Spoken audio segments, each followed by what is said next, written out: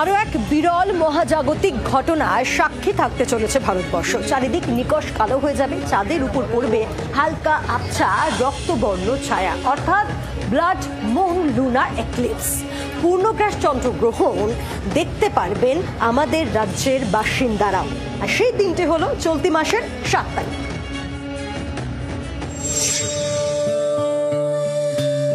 চলতি মাসেই এক বিরল মহাজাগতিক ঘটনার সাক্ষী থাকতে চলেছে গোটা দেশ। 7 সেপ্টেম্বর পূর্ণিমাতে হতে চলেছে পূর্ণগ্রাস চন্দ্রগ্রহণ। নিটোল ঝলমলে চাঁদ ফ্যাকাশে হবে মুহূর্তে, তবে যে সে ছায়া নয়, রক্তবর্ণ প্রচ্ছায়া, যার পোশাকি নাম ব্লাড মুন লুনার এক্লিপস। রাত 8:58 নাগাদ ঝলমলে চাঁদ ঘোলাটে হতে শুরু করবে। রাত 10টায় পুরো চাঁদ ফ্যাকাশে হয়ে যাবে। রাত 11টায় সম্পূর্ণ ঢাকা পড়বে চাঁদ।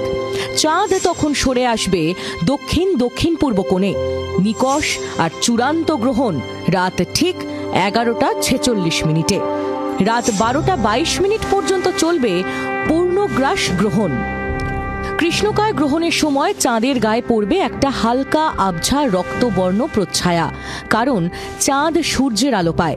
সূর্য সেদিন সম্পূর্ণ ঢেকে গেলেও পৃথিবীর বায়ুমণ্ডলের মধ্যে দিয়ে যাওয়া সূর্যের আলো তখন চাঁদকে হালকা রক্তবর্ণ করে তুলবে। তৈরি হবে বিরল দৃশ্য, ব্লাড মুন লুনার এক্লিপস। আপনি জানেন যে চাঁদের মধ্যে প্রচুর ক্রেটার রয়েছে। এই ক্রেটারগুলো এলো কোথা থেকে? কন্টিনিউয়াসলি বম্বার্ডেড হচ্ছে। এইগুলো যদি দিনের বেলা হয় কিংবা পূর্ণিমার সময়তে হয়, আপনি দেখতে পাবেন না, কারণ আলো এত স্ট্রং না যে পূর্ণিমাকে ছাড়িয়ে ওটা দেখতে পাবে।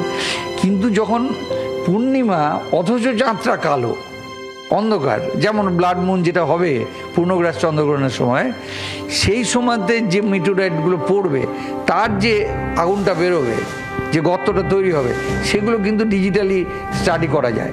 পূর্ণগ্রাস গ্রহণ, অথচ গ্রহণের চাঁদে লেগে থাকবে হালকা লাল আলোর আভা।